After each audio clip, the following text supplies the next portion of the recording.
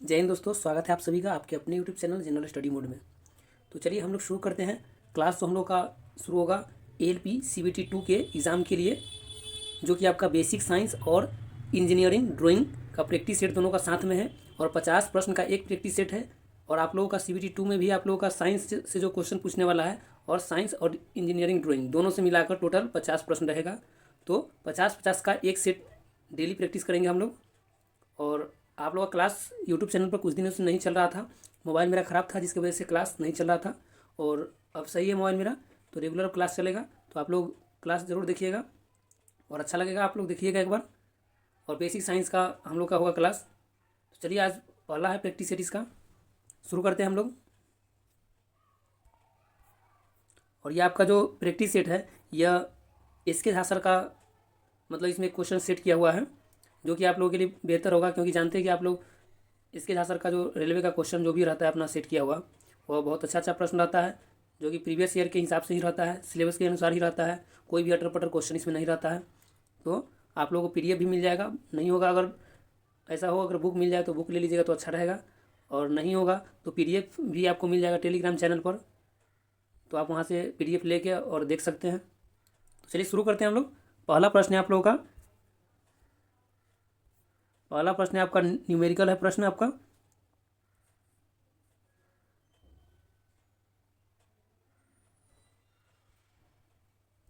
चलिए देखेंगे पहला प्रश्न क्या पूछा जा रहा है। इसमें प्रश्न है 2.1 वोल्ट का एक सेल यानी बैटरी है और 10 ओम के बाह्य प्रतिरोध, यानी कि इसमें प्रतिरोध जो है बाह्य प्रतिरोध 10 ओम है और धारा जो है कितना है 0.2 एम्पियर धारा है पर से प्रवाहित होता है। तो इस सेल का आंतरिक प्रतिरोध क्या होगा, यानी कि यहाँ पर आंतरिक प्रतिरोध पूछा गया है। तो आंतरिक प्रतिरोध निकालने के लिए हम लोग फार्मूला कौन सा यूज करते हैं, I बराबर होता है आपका फार्मूला I बराबर E और नीचे होता है small r plus capital R। Small r जो है आपका क्या है, स्मॉल r आपका है, यहाँ पर आंतरिक ऊर्जा पूछा गया है तो स्मॉल r जो है आंतरिक ऊर्जा है, और ये कैपिटल R जो है ये आपका बाह्य प्रतिरोध है, यानी कि स्मॉल r जो है आपका आंतरिक प्रतिरोध है और कैपिटल R जो है वह बाह्य प्रतिरोध है। तो बाह्य प्रतिरोध आपको दिया हुआ है यहाँ पर, और I धारा यहाँ पर भी दिया गया है 0.2 एम्पियर, यहाँ पर पुट कर देंगे। और E जो है ये आपका EMF है, यानी कि इलेक्ट्रोमोटिव फोर्स है, जो कि आपका 2.1 वोल्ट दिया गया है। तो इसका मान यहाँ पर रखेंगे, I बराबर हो गया 0.2 हो गया एम्पियर, और बराबर में यहाँ पर हो जाएगा। चलिए ये वाला आप फॉर्मूला लिख लीजिएगा, याद रखिएगा। देख लेते हैं क्या हो जाएगा। I बराबर फिर से एक बार देख लीजिए, I बराबर E और नीचे हो जाएगा small r plus capital R हो जाएगा। तो I बराबर कितना है 0.2 है, और बराबर में है E कितना दिया गया, EMF 2.1 वोल्ट दिया गया है, और नीचे हो जाएगा स्मॉल r निकालना है, और कैपिटल R का मान कितना है 10 ओम है। अब इसको कैलकुलेशन कर लेंगे तो निकल जाएगा आपका आंसर। कितना आ जाएगा आंसर इसका, आपका कैलकुलेशन करने के बाद आंसर आपका आ जाएगा ऑप्शन A आ जाएगा, यानी कि 0.5 ओम आ जाएगा। 0.5 ओम इसका आंसर हो जाएगा। चलिए अगले प्रश्न को देखेंगे। अगला प्रश्न है आपका 2 नंबर प्रश्न आपका कि न्यूटन प्रति मीटर स्क्वायर किसकी SI इकाई है। न्यूटन प्रति मीटर स्क्वायर किसकी SI इकाई यानी कि SI मात्रक है। तो इसका आंसर क्या हो जाएगा, इसका आंसर हो जाएगा आपका ऑप्शन A हो जाएगा, दाब हो जाएगा। दाब बराबर क्या होता है, दाब यानी कि प्रेशर, बराबर होता है आपका बल बटा क्षेत्रफल होता है। तो इसका निकालेंगे तो बल को क्या कहते हैं, बल का जो मात्रक होता है न्यूटन होता है, और क्षेत्रफल का होता है मीटर स्क्वायर तो हो जाएगा न्यूटन प्रति मीटर स्क्वायर। और ये कार्य है, कार्य का जो SI मात्रक होता है क्या होता है, जूल होता है। बल का देख लिया कि बल का न्यूटन होता है, और ये शक्ति है, शक्ति का क्या होता है, वाट होता है, शक्ति का वाट होता है। चलिए अगले प्रश्न पर चलते हैं। अगला प्रश्न है आपका 3 नंबर प्रश्न है आपका निम्नलिखित में से किसमें केवल परिमाण होता है दिशा नहीं। तो आप लोगों को पता है कि सदिश राशि जो होता है उसमें दिशा और परिमाण दोनों होता है, और अदिश में क्या होता है, केवल परिमाण होता है, दिशा नहीं होता है। तो यहाँ पर क्या कहा गया है कि किसमें केवल परिमाण है दिशा नहीं है, यानी कि अदिश राशि खोजना है। तो यहाँ पर देखेंगे विस्थापन जो है आपका, विस्थापन यह सदिश राशि है, संवेग भी सदिश राशि है, बल भी आपका सदिश राशि है, बल भी सदिश राशि है, तो अदिश कौन सा हो जाएगा आपका? सी हो जाएगा, ऑप्शन सी हो जाएगा। कार्य, कार्य हो जाएगा आपका अदिश राशि, कार्य अदिश राशि हो जाएगा। चलिए अगला प्रश्न देखेंगे। अगला प्रश्न है आपका 8 नंबर, सॉरी 4 नंबर प्रश्न है। 4 नंबर प्रश्न है आपका अगला, क्या है? एक 8 मीटर लंबी छड़ एक सिरे से 3 मीटर की दूरी पर आलम्ब, आलम्ब किसे कहते हैं? आलम्ब यानी कि एफ, फलक्रम पर टिकी हुई है, तो इस सिरे पर 10 किलोग्राम का बल, यानी कि बल जो लगता है वो कितना लगता है? 10 किलोग्राम लगता है। 10 किलोग्राम का बल लगता है, तो दूसरे सिरे पर कितना भार उठा सकते हैं? चलिए समझ लेते हैं इसको। जैसे यहाँ पर 8 मीटर का, 8 मीटर का ये 8 मीटर का लंबा छड़ है, और इस पर फलक्रम, फलक्रम यानी कि आलम्ब जो है ये एफ मान लेते हैं, ये एफ है, फलक्रम है, और इस पर 3 मीटर, 3 मीटर, जैसे ये 8 है, इसमें से ये 3 आ गया इधर, तो इधर कितना बच गया? शेष 5 बच गया। ये फलक्रम हो गया। और यहाँ पर क्या लगाते हैं? लोड लगाते हैं, यानी कि भार यहाँ पर देते हैं, भार, तो एफ, यानी कि यहाँ पर पूछा क्या गया है? 10 किलोग्राम का बल दूसरे सिरे पर कितना भार उठा सकता है? तो भार उठा सकता है, तो एफर्ट जो होता है, एफर्ट जो हम लोग लगाते हैं, बल कितना लगाए? 10 लगाए, 10, तो कितना उठा सकते हैं यहाँ पर निकालना है, निकालना है।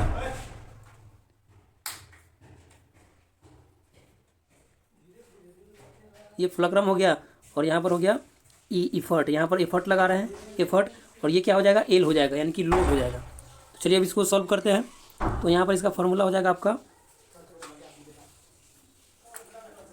फॉर्मूला होगा आपका भार गुना भार भुजा बराबर आयास गुना आयास भुजा। तो भार भुजा कौन सा हो जाएगा? भार भुजा आपका ये हो जाएगा, ये एफ और एल जो होता है आपका भार भुजा होता है, तो इसका निकालते हैं। चलिए देखिए, स्पेस यहाँ पर कम पड़ जा रहा है। ये 8 मीटर हो गया, 8 मीटर, और यहाँ पर आपका फलक्रम था, तो ये 3 मीटर हो गया इधर, और 5 मीटर इधर हो गया। ये आपका हो गया लोड, हो गया लोड यानी कि भार, और ये हो गया, ये हो गया आपका इफर्ट हो गया, एफर्ट हो गया। तो यहाँ पर हो जाएगा आपका भार गुना भार भुजा, और बराबर में आपका आयास गुना आयास भुजा होता है। तो यहाँ पर हो जाएगा भार निकालना है कि कितना भार उठाता है, तो भार को डब्लू मान लेते हैं कि डब्लू हमको निकालना है, और कितना भार ये हो गया, और भार भुजा कौन सा हो गया? ये एफ है, तो एफ और एल जो होता है भुजा होता है, यानी कि कितना लंबाई में है वह भुजा हो गया। तो यहाँ पर भार निकालना है, और भुजा हो गया ये 5, और यहाँ पर जो एफर्ट हम लोग लगाते हैं, तो एफर्ट के माध्यम से 10 का, यानी कि 10 kg का बल लगाते हैं, एफर्ट के माध्यम से 10 kg का बल लगाते हैं, तो 10 kg हो गया।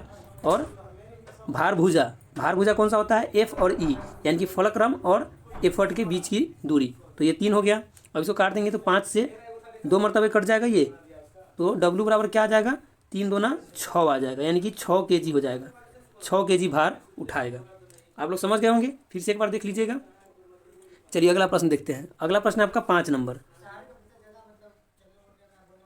5 नंबर प्रश्न आपका कि दिए गए चाल ग्राफ मंदन का मान क्या होगा? यानी कि चाल का ग्राफ दिया गया है, चाल और समय का ग्राफ दिया गया है, और इसमें मंदन का मान। तो हम लोग जानते हैं कि त्वरण जो हम लोग निकालते हैं, तो वह धनात्मक त्वरण कब होता है? जब अंतिम वेग में से, यानी कि अंतिम वेग हो गया आपका v हो गया माइनस यू बटा टी, ऐसे करते हैं तो क्या निकलता है? त्वरण निकलता है, जो कि आपका धनात्मक होता है, यानी कि पॉजिटिव होता है, धनात्मक होता है। और जब ऋणात्मक होता है तो उसको क्या कहते हैं हम लोग? मंदन कहते हैं। तो मंदन में क्या होता है? प्रारंभिक वेग माइनस अंतिम वेग होता है, और बटा में टी होता है, तब ये क्या होता है? मंदन होता है, मंदन। तो इसका प्रारंभिक जो चाल है कितना है? प्रारंभिक चाल 0 है, प्रारंभिक चाल 0 है, और अंतिम कितना है? तो 20 है, अंतिम 20 है, 20 है अंतिम। और समय अगर लेंगे तो समय कितना है? 5 है, समय 5 ले लेंगे, तो ये क्या हो जाएगा? -20 हो जाएगा, और बटा में ये 5 हो जाएगा। 5 से काटेंगे इसको तो 4 मरतबे कट जाएगा। आंसर क्या हो जाएगा इसका? 4 मीटर प्रति सेकेंड हो जाएगा। क्या हो जाएगा? ऑप्शन ए में है आपका, ऑप्शन ए में है 4 मीटर प्रति सेकेंड स्क्वायर हो जाएगा, 4 मीटर प्रति सेकेंड स्क्वायर। चलिए अगला प्रश्न देखेंगे। अगला प्रश्न आपका 6 नंबर प्रश्न है कि 10 kg की वस्तु 5 मीटर प्रति सेकेंड की गति से गतिशील है, तो वस्तु की गतिज ऊर्जा क्या होगी? गतिज ऊर्जा, तो गतिज ऊर्जा बराबर क्या होता है? फॉर्मूला आपका काइनेटिक एनर्जी बराबर क्या होता है? हाफ mv² होता है, हाफ mv² होता है। तो यहाँ पर हो जाएगा हाफ m कितना है? द्रव्यमान 10 kg है, और इसका स्क्वायर हो जाएगा वेग का 25 हो जाएगा, 25 हो जाएगा। तो काटेंगे 2 से 5 मरतबे, और ये 25 कितना हो जाएगा? 125 हो जाएगा, यहाँ पर स्पेस कम है, आप लोग अच्छे से देख लीजिएगा, समझ लीजिएगा और बना लीजिएगा अलग से कॉपी में। 125 जूल हो जाएगा, 125 जूल। चलिए अगला प्रश्न देखेंगे। अगला प्रश्न आपका 7 नंबर है। 7वां प्रश्न है कि बल की विस्थापन के गुणनफल को क्या कहा जाता है। 7वां प्रश्न आपका बल की विस्थापन के गुणनफल को क्या कहा जाता है। बल के विस्थापन के गुणनफल को, तो ये आपका बल हो गया, और विस्थापन के गुणनफल को क्या कहा जाता है। तो आप लोग जानते हैं कि W यानी कि कार्य बराबर क्या होता है, FS यानी कि बल गुने विस्थापन होता है। बल गुने विस्थापन और गुने cos थीटा होता है, यानी कि एंगल भी इसका दिया रहता है, लेकिन यहाँ पर एंगल का कोई ज़रूरी नहीं है, क्योंकि यहाँ पूछा गया है कि बल की विस्थापन के गुणनफल को डैश कहा जाता है। तो आंसर आपका हो जाएगा डायरेक्ट यहाँ पर हो जाएगा, ऑप्शन ए हो जाएगा, कार्य हो जाएगा, कार्य हो जाएगा आंसर। चलिए अगला प्रश्न देखेंगे। अगला प्रश्न है आपका 8 नंबर। 8 नंबर प्रश्न है आपका, ये भी न्यूमेरिकल है आपका प्रश्न है।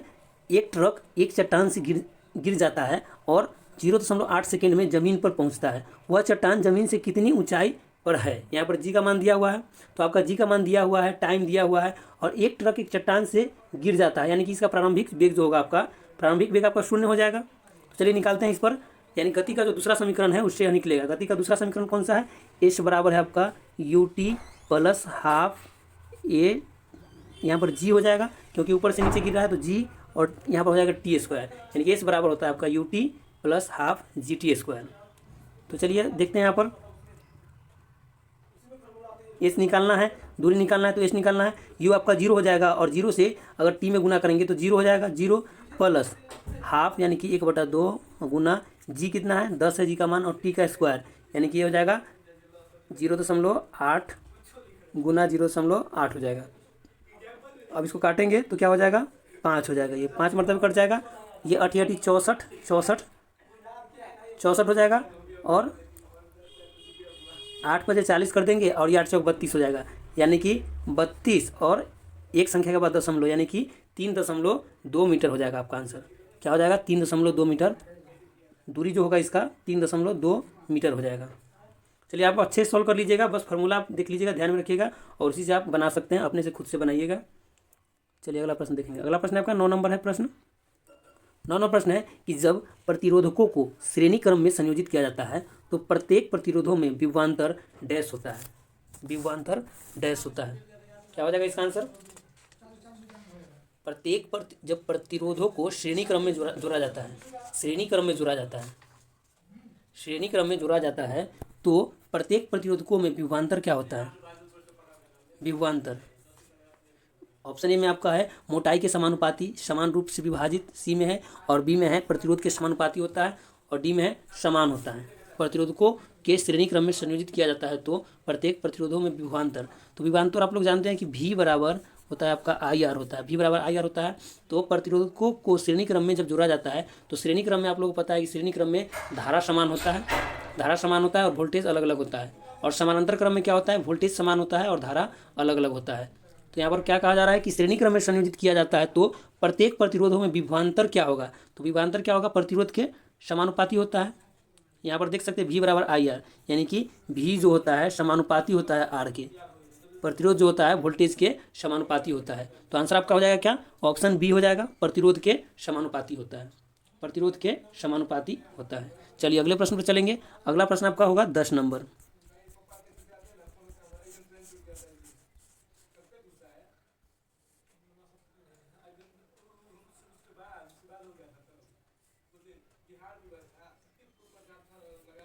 दस नंबर प्रश्न आपका कि चिमटा यानी कि फायर टोंग्स किस प्रकार के उत्तोलक का उदाहरण है। चिमटा जो है वह किस प्रकार का उत्तोलक का उदाहरण है। तो चिमटा हम लोग जानते हैं कि चिमटा कैसा होता है, ऐसा होता है, और ये ऐसा ऐसा घुमा हुआ रहता है और ऐसा रहता है, चिमटा ऐसा ही रहता है लगभग। तो ये चिमटा जो है यह किस श्रेणी का उत्तोलक है, तो आप लोग जानते हैं कि FLE यानी कि प्रथम श्रेणी का जो उत्तोलक होगा उसमें F बीच में होगा, और द्वितीय श्रेणी का उत्तोलक होगा उसमें FLE होता है, FLE, ये रॉन्ग है लगता है, FLE होता है,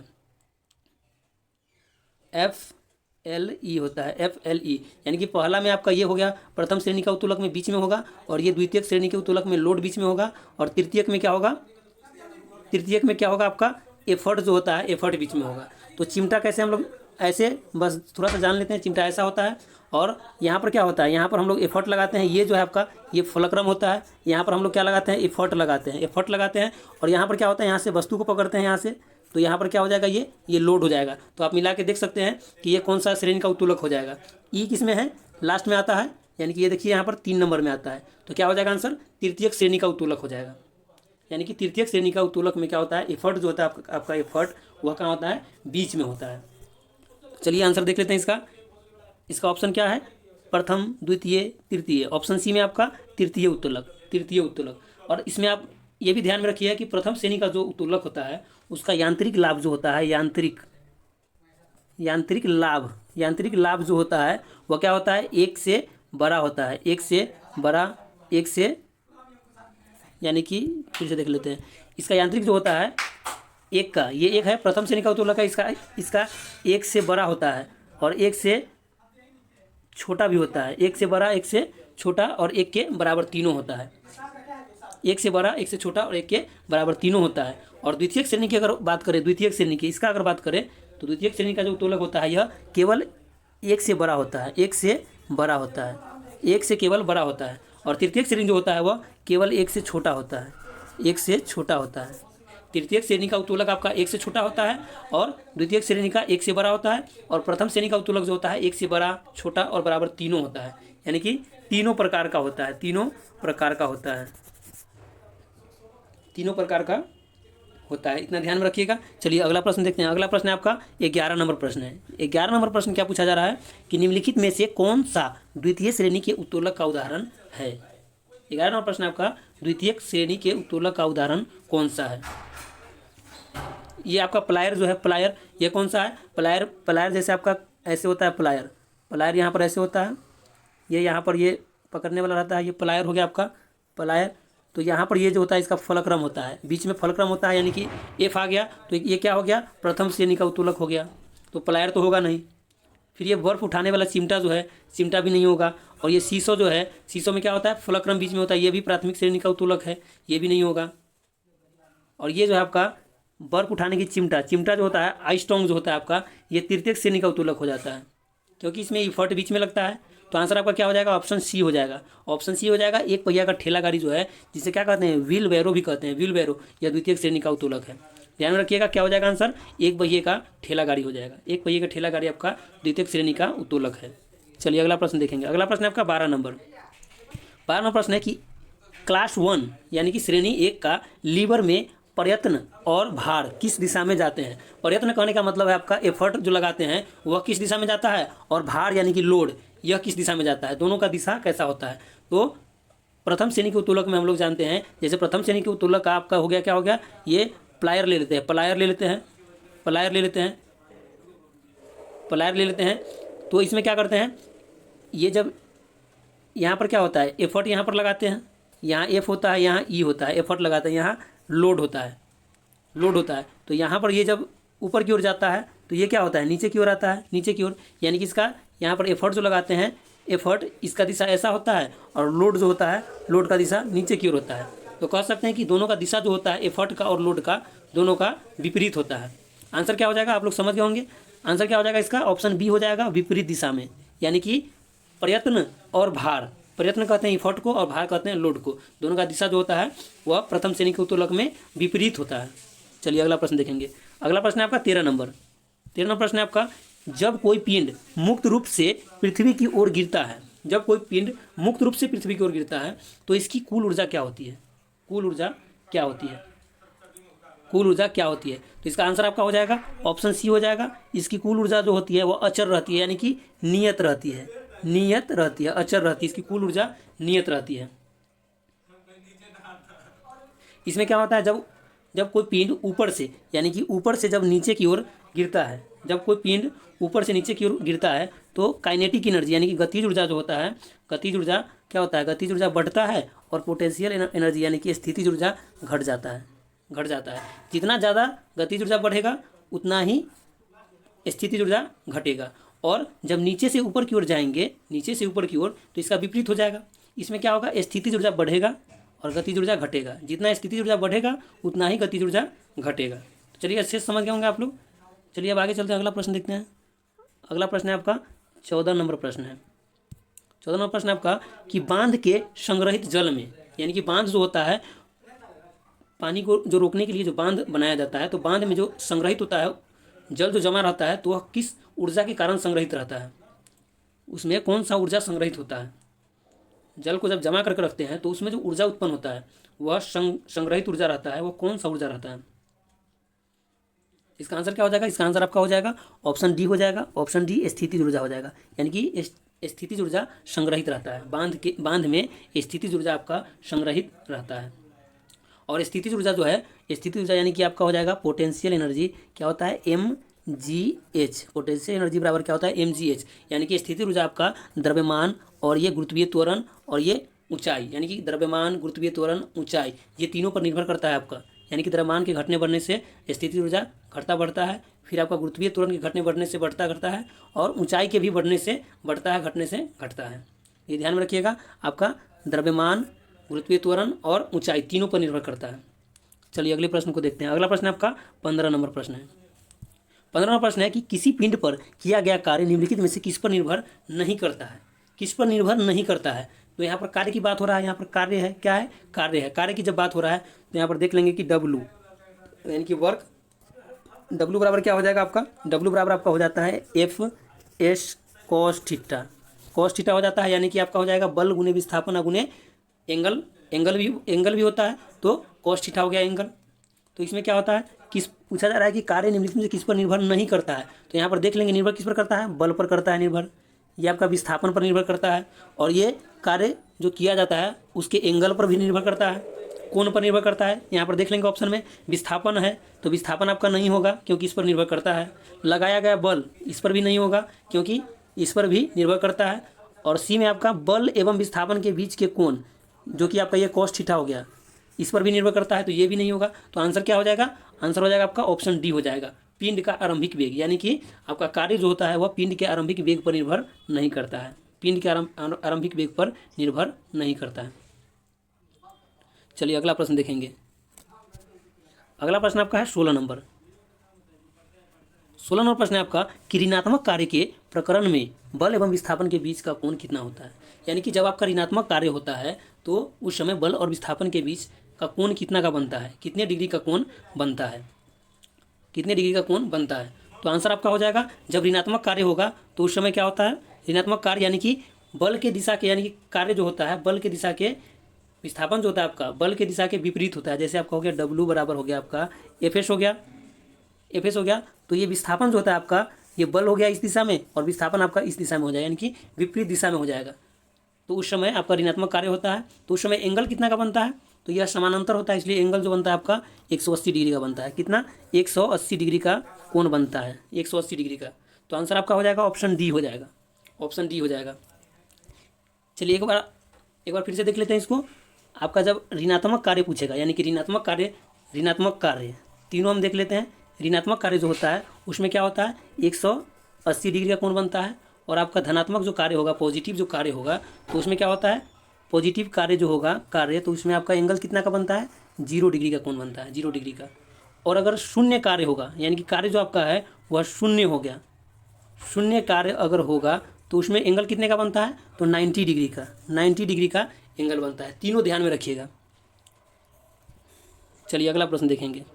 यहाँ पर तीनों आपका प्रश्न में ही ऑप्शन में दिया गया है। जैसे ये 0 है तो यहाँ पर क्या हो जाएगा, धनात्मक कार्य हो जाएगा।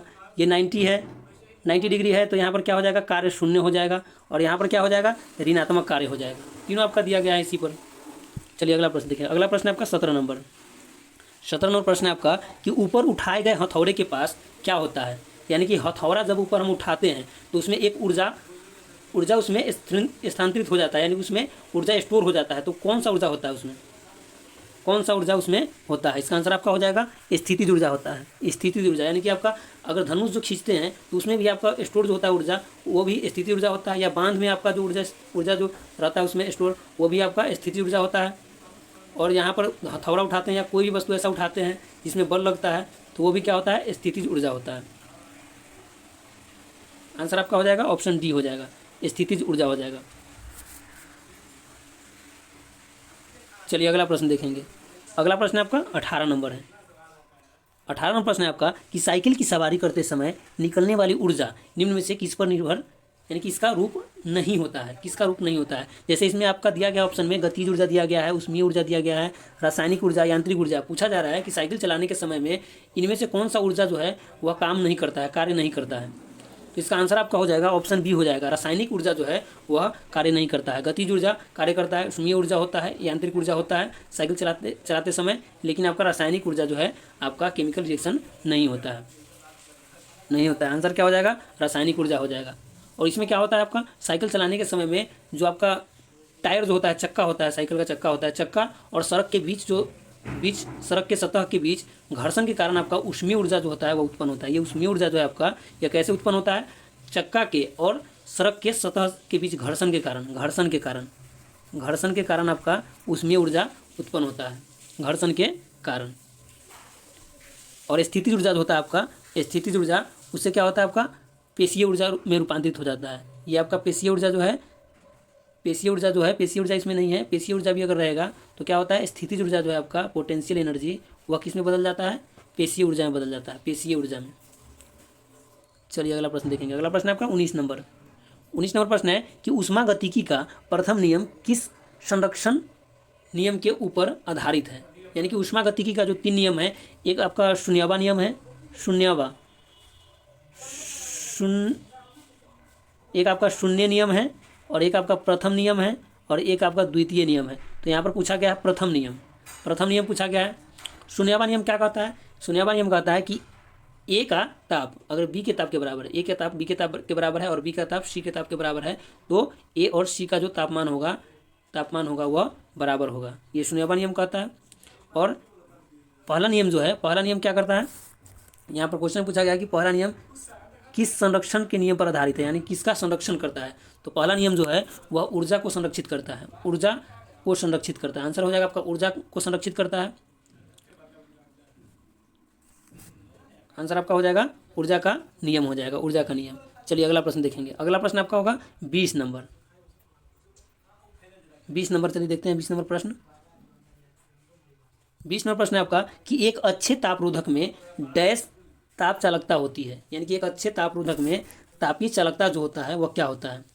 अच्छे तापरोधक यानी कि प्रतिरोधक, यानी कि जो तापमान का यानी कि विरोध करेगा, प्रतिरोध उसी को कहेंगे हम, जो विरोध करेगा उसे क्या कहते हैं, प्रतिरोध कहते हैं। तो एक अच्छे तापरोधक यानी कि वह बहुत ही अच्छा प्रतिरोधक है। तो बहुत ही अच्छा प्रतिरोधक है तो उसमें क्या होगा, चालकता क्या होगा, निम्न होगा। तापीय चालकता क्या होगा, निम्न होगा। आंसर क्या हो जाएगा, 20 का डी हो जाएगा। तापीय चालकता उसमें निम्न होगा। जो जितना अच्छा रोधक होगा यानी कि प्रतिरोध करने वाला होगा, उसमें चालकता जो होगा उतना ही कम होगा, और जितना कम प्रतिरोध होगा उतना ज़्यादा चालकता होगा। चलिए इतना बात ध्यान में रखिएगा। अगला प्रश्न देखते हैं। अगला प्रश्न है आपका 21 नंबर प्रश्न है आपका कि सेल्सियस से यानी कि तापमान जो आपका है सेल्सियस से केल्विन में तापमान को बदलने के लिए आपको निम्न में से क्या करना होगा। ऑप्शन में आपका दिया गया है, यानी कि सेल्सियस से केल्विन में बदलना है तापमान को, केल्विन में। तो बताते हैं, पहले ऑप्शन देख लेते हैं। ऑप्शन ए में आपका है 273, तापमान को 273 से गुना करेंगे। बी में है 273 जोड़ेंगे। सी में है 273 से विभाजित करेंगे। और डी में आपका 273 घटाएंगे। तो यहाँ पर ध्यान में रहेगा, आपको देख लेते हैं। आपका जब सेल्सियस से केल्विन में, यानी कि सेल्सियस यानी कि सी और केल्विन यानी कि के, तो ABCD में आप लोग देखते हैं कि इसका अगर नंबरिंग करेंगे तो सी पहले आएगा, के बाद में आएगा। तो यहाँ पर ध्यान में रखिएगा कि सी से के में यानी कि छोटा से अगर बड़ा में जाएंगे तो क्या करते हैं, जोड़ते हैं। तो यहाँ पर ध्यान देंगे कि सी से अगर के में जाना है तो यहाँ पर 273 इसमें जोड़ देंगे। क्या कर देंगे, सी से अगर के में जाना है तो 273 जोड़ देंगे। और वही अगर पूछेगा कि के से सी में यानी कि केल्विन है और सेल्सियस में बदलना है तो क्या करेंगे, ये के बड़ा है आपका, के 11 नंबर पर आता है और सी 3 नंबर पर आता है। तो के बड़ा है और सी छोटा है तो क्या करेंगे, इसमें से घटा लेंगे, यानी कि 273 माइनस कर देंगे। तो ध्यान में रखिएगा, ये कोई ट्रिक नहीं है, लेकिन बस याद करने के लिए आपको कि कन्फ्यूजन नहीं होगा कि जोड़ना है कि घटाना है, हो सकता है गलत। इसके लिए ये बात ध्यान में रखिएगा, इसी से के की ओर जाएंगे यानी कि छोटा से बड़ा की ओर जाएंगे तो जोड़ते हैं, और बड़ा से छोटा की ओर आते हैं तो घटाते हैं। बस वैसा ही जोड़ देना है, घटा देना है। चलिए इसका आंसर क्या हो जाएगा, इसका आंसर आपका हो जाएगा 273 जोड़ते हैं। ऑप्शन बी हो जाएगा, 273 जोड़ते हैं। अगला प्रश्न आपका 22 नंबर। 22 नंबर प्रश्न है आपका कि वायु में 0 डिग्री सेल्सियस तापमान पर ध्वनि की गति क्या होती है। वायु में 0 डिग्री सेल्सियस तापमान पर ध्वनि की गति क्या होती है। ध्वनि की गति क्या होती है। इसका आंसर आपका हो जाएगा ऑप्शन बी हो जाएगा 331 मीटर प्रति सेकेंड हो जाएगा। 331 मीटर प्रति सेकेंड हो जाएगा।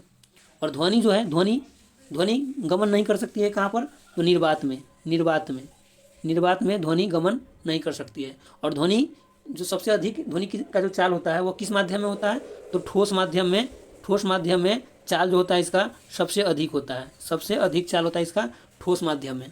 यानी कि ध्वनि के गमन करने के लिए यानी विचरण के लिए माध्यम की आवश्यकता होती है। यानी कि बिना माध्यम के ध्वनि का गमन नहीं होता है। और ध्वनि का जो चाल होता है वो सबसे अधिक किसमें होता है, तो स्टील में होता है। स्टील में कितना, तो 5960 मीटर प्रति सेकेंड, यानी कि 5960 मीटर प्रति सेकेंड होता है। स्टील में सबसे अधिक होता है, सबसे अधिक। एक आपका समुद्र में भी पूछा जाता है कि समुद्री जल में ध्वनि का चाल कितना होता है, तो समुद्री जल में आपका हो जाएगा 1533 मीटर प्रति सेकेंड। 1533 मीटर प्रति सेकेंड। दो चीज़ इसमें याद रखिएगा, एक स्टील में वेग कितना होता है वो, और एक समुद्री जल में आपका हो जाएगा 1533 मीटर प्रति सेकेंड, और स्टील में आपका हो जाएगा सबसे अधिक 5960 मीटर प्रति सेकेंड। 5960 मीटर प्रति सेकेंड। और एक हो गया आपका 0 डिग्री सेल्सियस पर 331 मीटर प्रति सेकेंड। ये तीनों याद रखिएगा। चलिए अगला प्रश्न देखते हैं। अगला प्रश्न आपका 23 नंबर है। 23 नंबर प्रश्न है कि परम शून्य तापक्रम पर अर्धचालक की चालकता क्या होती है। परम शून्य ताप पर अर्धचालक की चालकता क्या होती है। तो इसका आंसर आपका हो जाएगा ऑप्शन ए हो जाएगा 0। परम शून्य तापक्रम पर अर्धचालक की चालकता 0 होती है। अर्धचालक की चालकता 0 होती है और यह क्या करती है, कुचालक की तरह व्यवहार करती है। परम शून्य ताप पर अर्धचालक की चालकता 0 होती है, चालकता 0 होती है और यह कुचालक की तरह व्यवहार करती है। कुचालक की तरह व्यवहार करती है। और परम शून्य तापक्रम पर ही यह अर्धचालक है। और अगर चालक की बात किया जाए तो चालक क्या होता है, चालक में अनंत होता है। चालक में चालकता जो होता है वो अनंत होता है परम शून्य तापक्रम पर अनंत होता है। और शून्य तापमान पर अर्धचालक की चालकता जो होगी वह अनंत होगा। शून्य तापमान पर अर्धचालक की चालकता अनंत होगा। यानी कि चालकता में और अर्धचालक में, चालक और चालक में उल्टा हो जाता है। चलिए अगला प्रश्न देखते हैं। अगला प्रश्न आपका 24 नंबर प्रश्न है आपका कि परम शून्य वह ताप है जिस पर ऑप्शन ए में आपका आणविक गति रुक जाती है, बी में सभी वस्तुएं ठोस अवस्था में आ जाती है, सी में पानी जम जाता है और डी में इनमें से कोई नहीं। इसका आंसर आपका हो जाएगा ऑप्शन ए हो जाएगा आणविक गति रुक जाती है। यानी कि परम शून्य ताप पर आणविक गति रुक जाती है।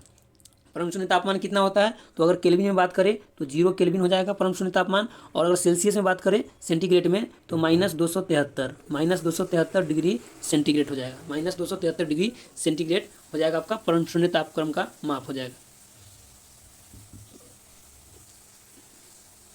चलिए अगला प्रश्न देखेंगे।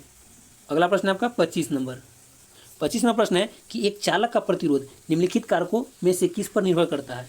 यानी कि चालक का प्रतिरोध जो है वह किस पर निर्भर करता है। तो प्रतिरोध बराबर क्या होता है आपका, प्रतिरोध बराबर आपका होता है ये रो हो गया और ये हो गया लंबाई, रो लंबाई और बटा में क्या होता है, क्षेत्रफल होता है। क्षेत्रफल कहने का मतलब हो गया आपका, क्षेत्रफल की जगह पर हम क्या लिख सकते हैं 2 पाई आर। ये 2 यहाँ से हटा देंगे, क्या हो जाएगा फिर से देख लेते हैं। ये आपका प्रतिरोध बराबर जो होता है आपका रो एल लंबाई हो गया आपका, और एरिया यानी कि क्षेत्रफल की जगह पर हम लिख सकते हैं पाई आर स्क्वायर लिख सकते हैं। तो यहाँ पर पूछा जा रहा है कि एक चालक का प्रतिरोध किस कारकों पर निर्भर करता है, यानी किस पर निर्भर करता है। तो आपका यहाँ पर निर्भर करता है किस पर, लंबाई पर करेगा, और ये आपका त्रिज्या पर करेगा यानी कि अनुप्रस्थ काट के क्षेत्रफल पर भी करेगा। 2 हो गया, तापमान पर भी करता है, टेम्परेचर पर भी करता है, टेम्परेचर तापमान। तो देख लेते हैं यहाँ पर ऑप्शन में आपका यहाँ पर लंबाई है तो लंबाई पर भी करता है, और ये अनुप्रस्थ काट के क्षेत्रफल पर भी करता है, और ये सामग्री है यानी कि पदार्थ पर भी करता है। जैसे आपका प्रतिरोध जो होता है आपका एल्युमिनियम का अलग प्रतिरोध होता है, चांदी का अलग होता है, सोने का अलग होता है, कॉपर का अलग होता है, सबका प्रतिरोध अलग अलग होता है। तो ये भी नहीं होगा, ये भी नहीं होगा। तो किस पर निर्भर करता है, निर्भर नहीं करता है। यहाँ पर है निर्भर नहीं करता है। तो आंसर आपका हो जाएगा ऑप्शन सी हो जाएगा, यानी कि दाब जो होता है प्रेशर इस पर निर्भर नहीं करता है। दाब पर प्रतिरोध जो है, प्रतिरोध व दाब पर निर्भर नहीं करता है।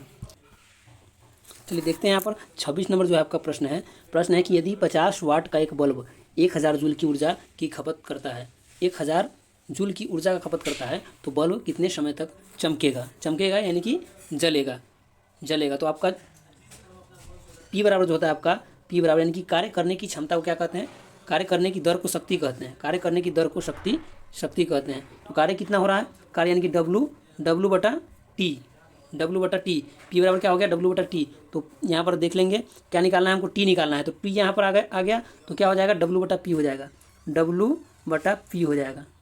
तो W कितना है 1000 है, 1000 जूल है, और ये आपका क्या हो गया P पावर कितना है 50 है, 50 वाट है। 50 इसको काट देंगे, 50 दूना 100 और ये 0 आ जाएगा, यानी कि क्या हो जाएगा आंसर इसका 20 सेकेंड हो जाएगा, 20 सेकेंड हो जाएगा। आंसर क्या हो जाएगा आपका ऑप्शन ए हो जाएगा 20 सेकेंड, ऑप्शन ए हो जाएगा 20 सेकेंड। अगला प्रश्न है आपका 27 नंबर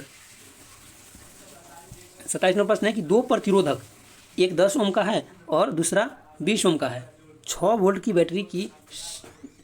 बैटरी है, उसके साथ श्रृंखला में जुड़ा हुआ है, तो परिपथ में विद्युत प्रवाह कितना होगा, यानी कि विद्युत धारा पूछा जा रहा है, विद्युत धारा कितना होगा। तो यहाँ पर देख लेंगे कि यहाँ पर प्रतिरोध दिया गया है और वोल्टेज दिया गया है, तो V बराबर क्या होता है आपका IR होता है, V बराबर IR होता है। I बराबर निकालना है तो I बराबर क्या हो जाएगा, I बराबर आपका हो जाएगा V बटा R हो जाएगा, V बटा R। तो V कितना है, V आपका 6 वोल्ट है और प्रतिरोध 10 ओम और 20 ओम का है और श्रृंखला में है, तो श्रृंखला में जुड़ जाता है दोनों, तो 20 और 10 कितना हो जाएगा 30 हो जाएगा। इसको काटेंगे तो 6 का 6 और 6 पचे 30, यानी कि 5 से इसको 1 को काटेंगे तो 0.2 हो जाएगा।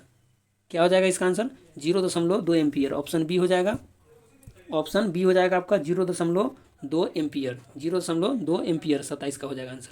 अगला प्रश्न है आपका 28 नंबर प्रश्न है एक गैल्वेनोमीटर का उपयोग किया जाता है, गैल्वेनोमीटर का उपयोग क्यों किया जाता है। 28 नंबर प्रश्न है आपका एक गैल्वेनोमीटर का उपयोग क्यों किया जाता है। ऑप्शन ए में आपका प्रकाश की गति का पता लगाने के लिए, बी में विद्युत प्रवाह की दिशा का पता लगाने के लिए, सी में आपका चुंबकीय प्रेरण की दिशा का पता लगाने के लिए, और डी में ध्वनि की दिशा का पता लगाने के लिए। इसका आंसर आपका हो जाएगा ऑप्शन बी हो जाएगा, गैल्वेनोमीटर का प्रयोग आपका विद्युत प्रवाह की यानी कि विद्युत धारा के प्रवाह की दिशा का पता लगाने के लिए करते हैं, विद्युत प्रवाह की दिशा का पता लगाने के लिए करते हैं।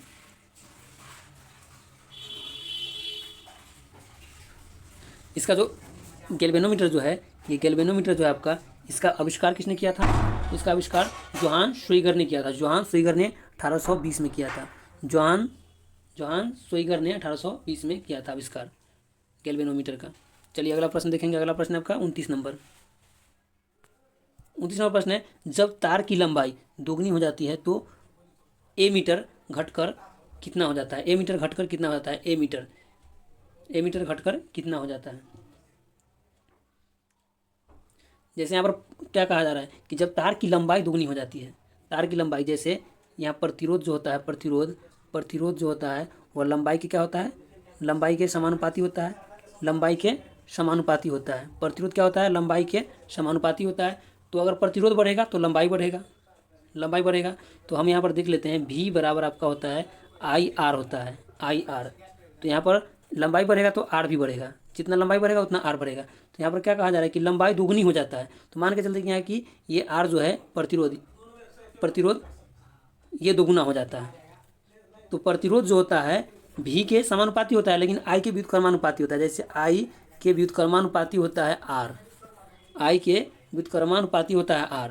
तो अगर R अगर दोगुना होगा, जैसे यहाँ पर लंबाई दोगुना हो गया तो इसका मतलब R भी दोगुना हो गया, और जब R दोगुना होगा तो प्रतिरोध क्या हो जाएगा, यहाँ पर 2 से गुना करेंगे, 2 से इसको भाग देंगे तो क्या हो जाएगा, आधा हो जाएगा। यानी कि प्रतिरोध जो है आपका जब दोगुना होगा तो धारा उसका क्या होगा आधा हो जाएगा, धारा आधा हो जाएगा। फिर से समझ लेते हैं एक बार। जैसे यहाँ पर प्रतिरोध जो होता है लंबाई के समानुपाती होता है, प्रतिरोध लंबाई के समानुपाती होता है, और जब लंबाई दोगुना होगा इसका मतलब प्रतिरोध भी दोगुना हो गया, और जब प्रतिरोध दोगुना होगा तो प्रतिरोध जो होता है धारा के व्युत्क्रमानुपाती होता है, तो धारा क्या हो जाएगा, आधा हो जाएगा। यहाँ पर देख सकते हैं धारा क्या हो जाएगा, आधा हो जाएगा। तो आंसर आपका बी हो गया आधा। अगला प्रश्न देखते हैं। अगला प्रश्न आपका 30 नंबर, तापन प्रभाव के साथ संबंधित है, तापन प्रभाव के साथ संबंधित है। तो इसका आंसर आपका हो जाएगा ऑप्शन ए हो जाएगा। क्या हो जाएगा, ऑप्शन ए हो जाएगा जूल का नियम। और जूल के नियम पर आधारित समीकरण जो है आपका H बराबर आई स्क्वायर आर टी है। H बराबर आई स्क्वायर आर टी है। इससे आपका क्या होता है, ऊष्मा निकालने के लिए ज्ञात करने के लिए हम इसका प्रयोग करते हैं। चलिए अगला प्रश्न देखेंगे। और इसमें ओम का नियम जो है, ओम का नियम आप लोग जानते हैं कि V बराबर आई आर। ओम के नियम का जो समीकरण है वह क्या है, V बराबर आई आर है। अगला प्रश्न देखते हैं। अगला प्रश्न है आपका 31 नंबर है। 31 नंबर प्रश्न है आपका कि कंप्यूटर में हमेशा एक डैश होता है। कंप्यूटर में हमेशा एक डैश होता है। तो आपका ऑप्शन में ए में है माउस है, बी में कीबोर्ड है, सी में आपका CPU है, डी में ग्राफिक्स कार्ड है। तो इसका आंसर क्या हो जाएगा, इसका आंसर आपका हो जाएगा ऑप्शन सी हो जाएगा। यानी कंप्यूटर में जो होता है आपका हमेशा क्या होता है, तो CPU होता है। CPU का फुल फॉर्म क्या होता है, CPU का फुल फॉर्म होता है आपका सेंट्रल प्रोसेसिंग यूनिट। क्या होता है, CPU का सेंट्रल प्रोसेसिंग यूनिट होता है।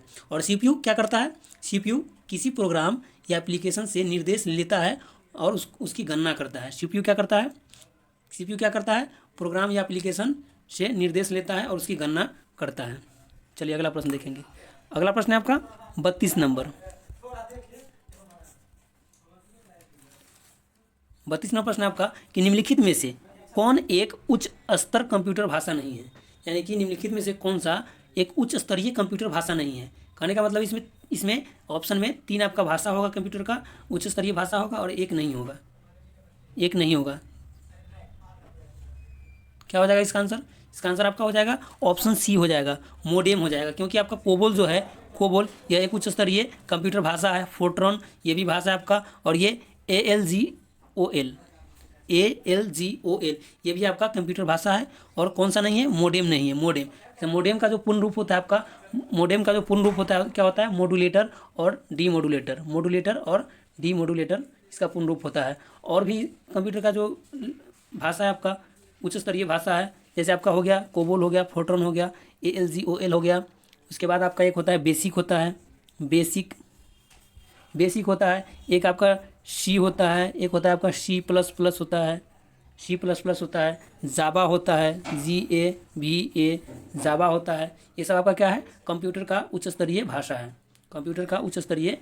आपका एक बार फिर से देख लेंगे कौन कौन सा है। आपका बेसिक हो गया, C हो गया, C++ हो गया, जावा हो गया, और इधर ये आपका कोबोल हो गया, फोर्ट्रॉन हो गया, और ALGOL। यानी कि 6-7 आपका ये भाषा है। ये अगर कहीं भी अगर रहेगा आपका प्रैक्टिस में अगर रहेगा प्रश्न पूछा हुआ, तो यही सब भाषा में से कोई एक भाषा रहेगा आपका। चलिए अगला प्रश्न देखेंगे। अगला प्रश्न है आपका 33 नंबर प्रश्न है आपका कि किस प्रकार की अग्निशामक का प्रयोग द्रव के कारण लगने वाले आग के लिए किया जाता है। यानी कि अग्निशामक जो है आपका फायर ब्रिगेड जो है, उसमें भी आपका होता है। फायर ब्रिगेड में क्या होता है आपका, किसी में कार्बन डाइऑक्साइड का प्रयोग किया जाता है, किसी में कार्बन टेट्राक्लोराइड का प्रयोग किया जाता है, किसी में आपका वो फोम का प्रयोग किया जाता है। और सब अलग अलग श्रेणी में जो भी आग लगता है आपका, ठोस द्रव गैस जो भी होता है सबका श्रेणी अलग अलग होता है। जैसे आपका हो गया ठोस हो गया, एक आपका हो गया द्रव्य हो गया, एक हो गया गैस। ये सबका श्रेणी क्या होता है, ठोस को ए श्रेणी में रखा गया है, और द्रव से लगने वाले आग को बी श्रेणी में रखा गया है, और गैस से लगने वाली आग को सी श्रेणी में रखा गया है। और डी जो होता है आपका, ये डी जो है आपका डी यानी कि बिजली से लगने वाली आग, बिजली से लगने वाली आग को डी में रखा गया है।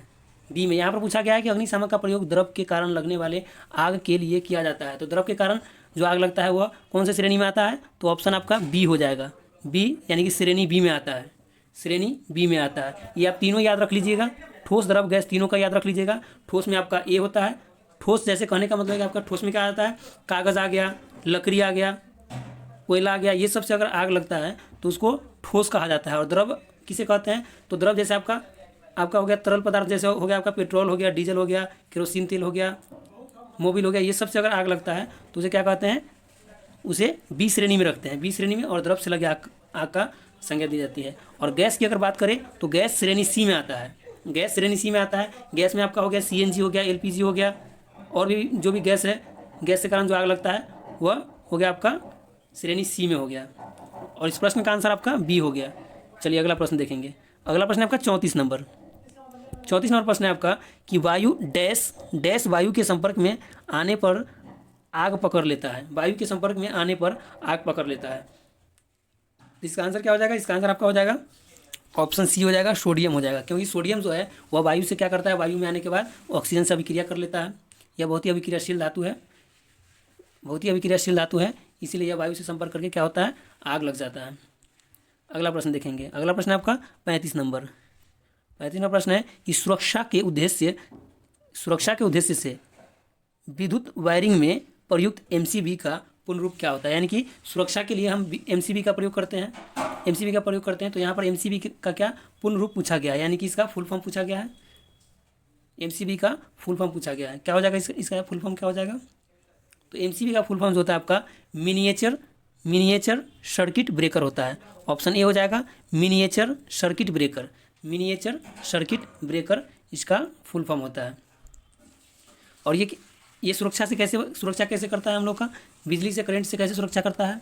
यानी कि कभी भी कोई भी अगर इलेक्ट्रिक फॉल्ट होता है, तो इसका सर्किट ब्रेकर जो होता है, यह सप्लाई रोक देता है, यानी कि करंट का सप्लाई जो है वह बंद कर देता है। एमसीबी सर्किट ब्रेकर जो है आपका यह ब्रेक कर देता है, यानी कि तोड़ देता है, इसका सप्लाई जो है वह तोड़ देता है। आंसर आपका ये हो जाएगा। चलिए अगला प्रश्न देखेंगे। अगला प्रश्न है आपका 36 नंबर। 36 नंबर प्रश्न है आपका कि 210 mm और 297 mm आकार के कागज़ की माप है, डैश आकार की कागज़ का माप है। तो ये आपका ड्राइंग में आपका ड्राइंग जो सीट होता है आपका, ड्राइंग सीट के ही आकार दिया गया है। जैसे आपका हो गया लंबाई, हो गया ये लंबाई और चौड़ाई में आपका दिया गया आकार। तो इसमें आपका होता है A0 साइज होता है, A1 साइज होता है, A2 साइज होता है, A3 साइज होता है, ऐसे ही करके 4, 5 ऐसे करके साइज होता है। तो आपका A0 जो होता है यह साइज पूछा गया है। हम टोटल यहाँ पर देख लेते हैं। A0 जो होता है आपका 841 से 1189 होता है, 1189 होता है A0। और A1 जो होता है आपका 594 से 841 होता है, यानी कि लंबाई और चौड़ाई का यह दिया गया है। और A2 जो होता है आपका, वह 420 594 होता है, 420 594 होता है।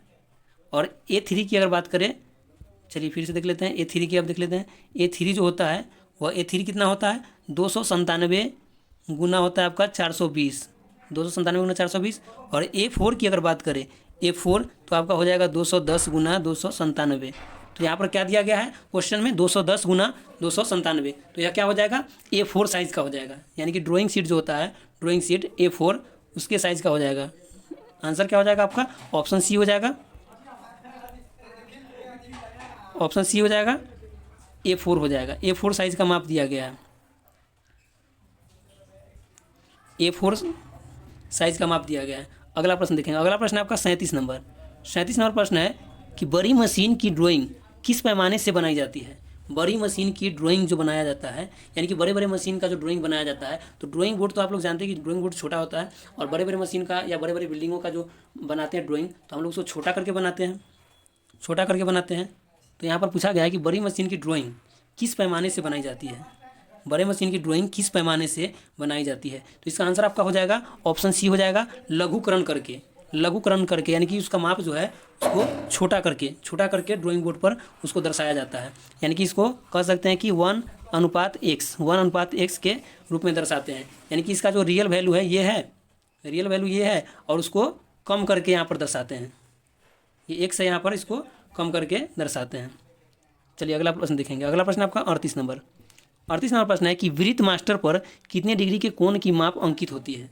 यानी कि वृत्त मास्टर जो होता है, वृत्त मास्टर, उस पर कितने डिग्री के कोण की माप अंकित रहता है। तो उस पर जो माप अंकित रहता है वह 0 से 360 डिग्री के बीच रहता है। यानी कि 0 से 360 डिग्री का जो कोण होता है उस पर वह अंकित रहता है। वृत्त मास्टर पर 0 से 360 डिग्री तक अंकित रहता है।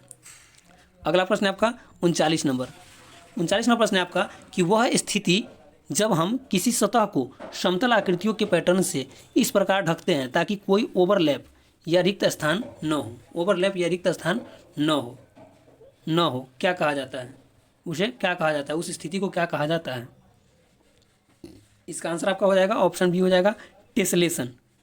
यानी कि उस स्थिति को टेसलेशन कहते हैं। टेसलेशन में क्या होता है कि आकृतियों के पैटर्न को इस तरह से ढका जाता है ताकि कोई ओवरलैप या रिक्त स्थान, यानी रिक्त स्थान का नहीं मतलब गैप कोई न रहे, उसे क्या कहते हैं, टेसलेशन कहते हैं। टेसेलेशन, टेसेलेशन कहते हैं, टेसेलेशन। ये कर्निंग जो आपका है, कर्निंग, कर्निंग में क्या होता है, जब दो एकल अक्षरों के बीच, जब दो एकल अक्षरों के बीच मौजूद होता है, जब दो एकल अक्षरों के बीच मौजूद होता है उसे कर्निंग कहते हैं। कर्निंग, और कर्निंग जो होता है आपका, कर्निंग जो होता है आपका 4 प्रकार का होता है। कौन कौन सा? तो एक आपका होता है मीट्रिक कर्निंग, मीट्रिक कर्निंग, दूसरा होता है आपका ऑप्टिकल कर्निंग, तीसरा होता है आपका मैनुअल कर्निंग, और चौथा होता है आपका प्रासंगिक कर्निंग, प्रासंगिक कर्निंग। और ये जो क्वेश्चन है आपका, ये आपका इंजीनियरिंग ड्राइंग के प्रोजेक्शन और व्यू चैप्टर से आपका प्रश्न है ये। तो आप इंजीनियरिंग ड्राइंग का जो व्यू और प्रोजेक्शन व्यू जो है आपका चैप्टर, वो अच्छे से देख लीजिएगा, तो ये वाला प्रश्न आपको समझ में आएगा। चलिए अगला प्रश्न देखते हैं। अगला प्रश्न है आपका 40 नंबर। 40 नंबर प्रश्न है आपका कि निम्न में से किस कोण का योग 180 डिग्री है? किस कोण का योग 180 डिग्री है? तो ऑप्शन ए में देखेंगे, ऑप्शन ए में ये जो आपका इस रेखा पर ये जो आपका कोण बना है, ये दोनों अगर अल्फा और बीटा दोनों को अगर योग करेंगे तो दोनों मिलाकर 180 हो जाएगा। ये भी कोण है, ये भी आंतरिक रूप से अगर योग करेंगे इसका अल्फा और बीटा का, अल्फा और बीटा का, तो ये भी 180 हो जाएगा, और ये भी 180 हो जाएगा, यानी कि तीनों 180 हो जाएगा। तो इसका आंसर आपका हो जाएगा ऑप्शन डी हो जाएगा, ऑप्शन डी, यानी कि तीनों में 180 डिग्री का कोण बनता है, 180 डिग्री का कोण तीनों फिगर में बनता है। आंसर इसका हो जाएगा डी हो जाएगा, इनमें से सभी। अगला प्रश्न देखते हैं। अगला प्रश्न आपका 41 नंबर प्रश्न है। 41 नंबर प्रश्न है कि क्षैतिज रेखा की उदाहरण है। क्षैतिज रेखा का उदाहरण क्या है? ऑप्शन ए में सीधा रेखा, क्षैतिज कहने का मतलब सीधा रेखा, बी में है वक्र रेखा, सी में है केंद्र रेखा, और डी में है सेक्शन रेखा, सेक्शन रेखा। इसका आंसर क्या हो जाएगा? क्षैतिज रेखा, यानी कहने का मतलब है कि आपका क्षैतिज यानी कि सीधा रेखा। आंसर क्या हो जाएगा? ऑप्शन ए हो जाएगा सीधा रेखा, सीधा रेखा। ये सब जो क्वेश्चन है आपका इंजीनियरिंग ड्राइंग का क्वेश्चन है, आपका लाइन जो चैप्टर है आपका उसमें का क्वेश्चन है क्षैतिज रेखा का उदाहरण, लाइन रेखा। अगला प्रश्न देखेंगे। अगला प्रश्न है आपका 42 नंबर। 42 नंबर प्रश्न है कि एक सीधी रेखा का सीमांत, एक सीधी रेखा का सीमांत यानी कि अंतिम बिंदु का प्रक्षेप XY पर अवस्थित है। यह अंतिम बिंदु क्षैतिज एवं ऊर्ध्वाधर दोनों तलों में स्थित होता है, स्थित होता है। यह भी आपका प्रोजेक्शन और व्यू चैप्टर से आपका ये प्रश्न है। तो ये समझ में आपको नहीं आएगा, आंसर इसका देख लेते हैं।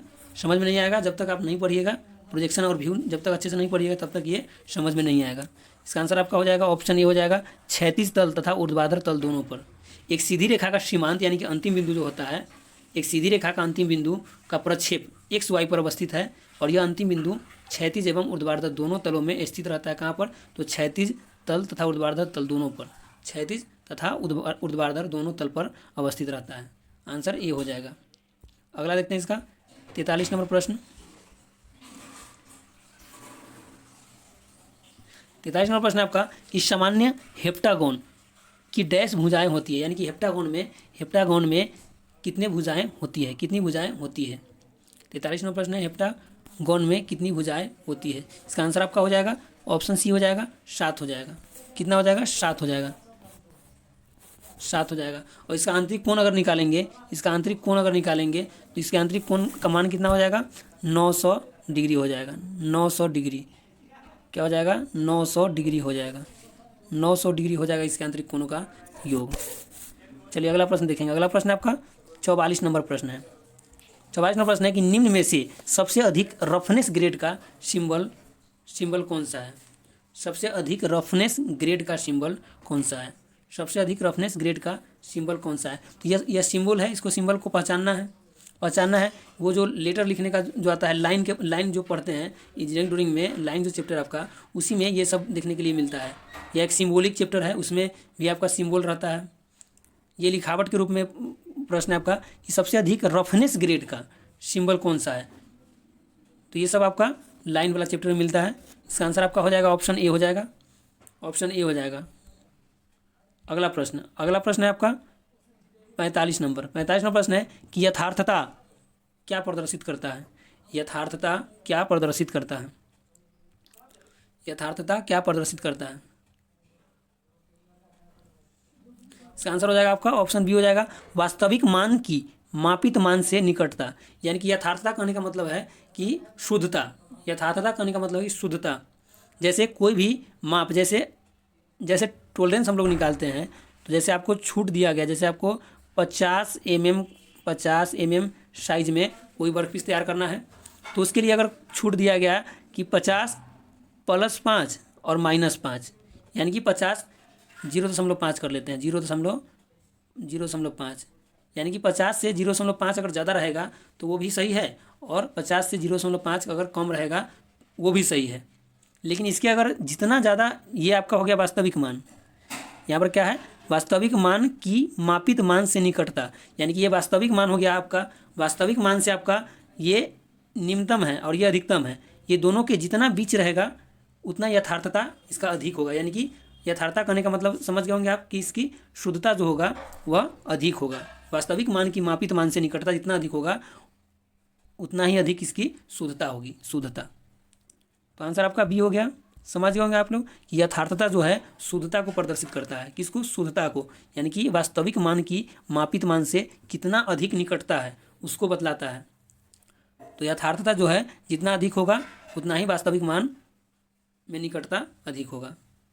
आंसर आपका बी हो गया। अगला प्रश्न देखेंगे। अगला प्रश्न आपका 46 नंबर 46 नंबर प्रश्न है, यदि किसी मापन उपयंत्र की यथार्थता बढ़ती है, यदि किसी मापन उपयंत्र की यथार्थता बढ़ती है तो उसके सहिष्णुता पर क्या प्रभाव पड़ता है। 46 है, उसकी सहिष्णुता पर क्या प्रभाव पड़ता है। तो सहिष्णुता जो होता है आपका, सहिष्णुता ये जो होता है आपका यथार्थता का व्युत्क्रमानुपाती होता है। यथार्थता का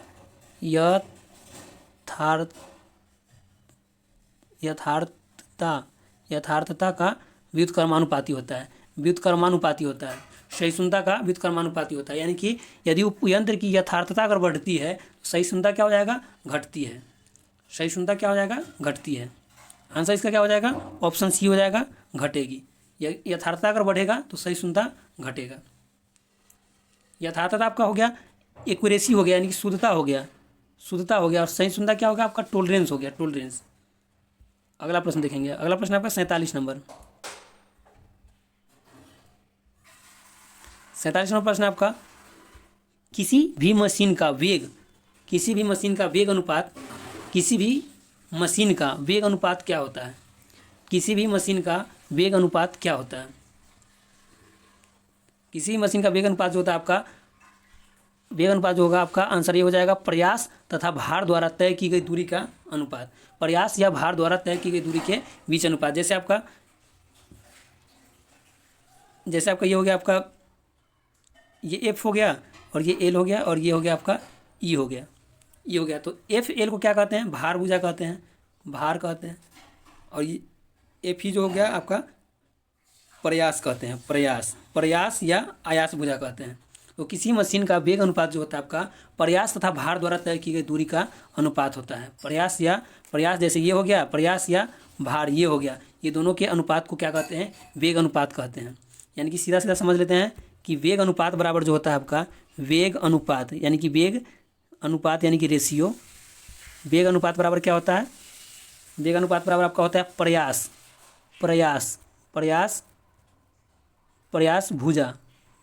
भुजा बटा में होता है आपका भार भुजा, प्रयास भुजा बटा में भार भुजा होता है। वेग अनुपात बराबर क्या होता है, प्रयास भुजा बटा में भार भुजा होता है। और वेग अनुपात बराबर ही होता है जब यहाँ पर भुजा है ये, और अगर डायरेक्ट भार की अगर बात करें या प्रयास की बात करें कितना लगा, तो इसमें उल्टा हो जाएगा, इसमें हो जाएगा आपका भार बटा में प्रयास हो जाएगा, भार बटा में प्रयास। और जब भुजा की बात करें तो वहाँ पर पलट जाएगा, वहाँ पर हो जाएगा प्रयास भुजा बटा में भार भुजा। और भार की बात करें या प्रयास की बात करें डायरेक्ट, तो यहाँ पर हो जाएगा भार बटा में प्रयास। ये दोनों में क्या होता है, पलट जाता है मान। चलिए अगला प्रश्न देखेंगे। अगला प्रश्न आपका, इसका आंसर आपका हो जाएगा ऑप्शन ए हो जाएगा। 48 नंबर प्रश्न है आपका, चरखी या घिरनी प्रायः किस धातु का बना होता है। चरखी या घिरनी जो होता है आपका वह किस धातु का बना होता है। घिरनी यानी कि पुल्ली हो गया, पुल्ली। इसका आंसर आपका हो जाएगा ऑप्शन बी हो जाएगा, ढलवा लोहा। चरखी या घिरनी जो होता है आपका वह ढलवा लोहा का बना होता है, ढलवा लोहा का बना होता है। अगला प्रश्न देखेंगे। अगला प्रश्न आपका 49 प्रश्न आपका, कि खाद्य श्रृंखला के परस्पर समूह को क्या कहा जाता है। खाद्य श्रृंखला के परस्पर समूह को क्या कहा जाता है। इसका आंसर आपका हो जाएगा, आंसर सी हो जाएगा इसका, खाद्य श्रृंखला के परस्पर समूह को क्या कहते हैं, खाद्य जाल कहते हैं, खाद्य जाल कहते हैं।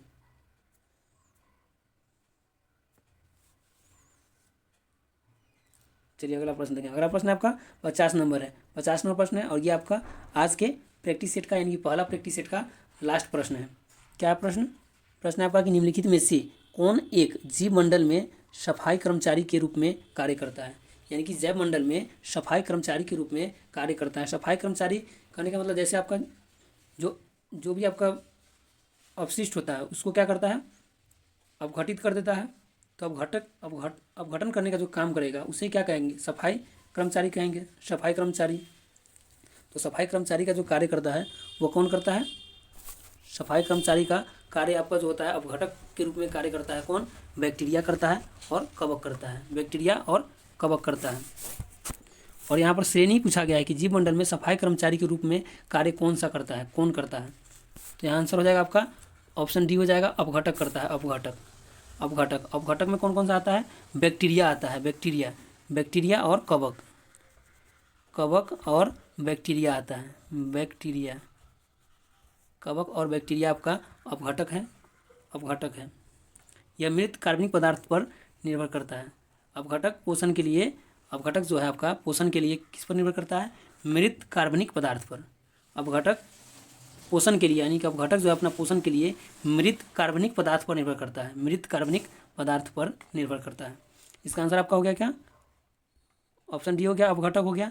चलिए ये आज का लास्ट प्रश्न था आपके प्रैक्टिस सेट का। आज पहला प्रैक्टिस सेट आपका शुरू हो गया है।